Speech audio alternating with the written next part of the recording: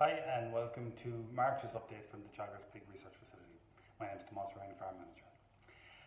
So looking back over the last 6 to 8 weeks of production this year, I just thought rather than being specific to previous batch, we might just look at some general average figures. So our farrowing rate year to date is kind of holding consistent between 90% and up to 100% per batch. So we've seen something between all those percentages over the last 8-10 weeks.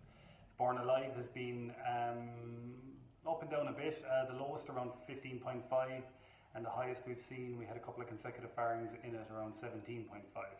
The typical weaning numbers from those would be averaging minimum of 13 weaned out per litre and up to 14 or just a little over 14 per litre.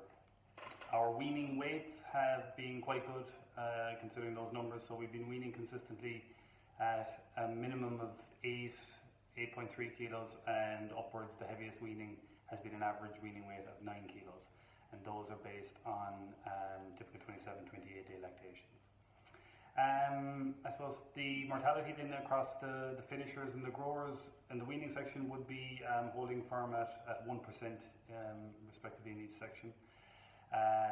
And our carcass weight year to date based on 22.5 weeks growing time is just under 90 kilos. We're at 88 kilos this year, so 2 or 3 kilos below where we'd like to get to, so we're hoping we'll recover that. Cell-wise, our batches, we still aiming to serve around the 30-32 and farrow down between the 28 and 30 mark. We had 32 cells farrow in our previous farrowing, and we have I think it's 28 to come in this weekend now for the next farrowing.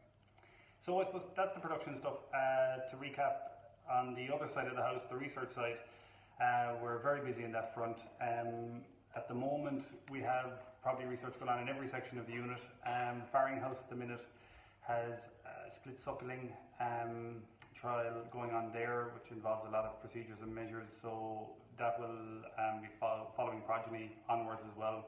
So that'll be with us for a while. That's the first rep has been completed, and the second rep of 4 will happen in the next farrowing from next week.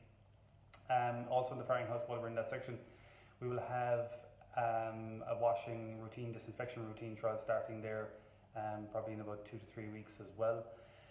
Moving into the weaners then, we still have the last replicate of our mixing and energy density trial happening in there. The first one's moved across to the finishers this Monday, and the last rep was weaned into the weaning section last week. So that will be concluded in roughly another, I suppose, 16-18 weeks time.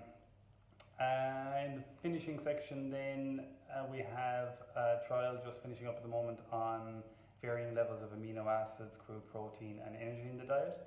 And also in the wet feed side of the finishers, we would have a trial going on at the moment looking at feed splits and probe height variation and things like that. So yeah, the unit is busy on all fronts. That pretty much concludes the update for March, and I hope to talk to you all again in April.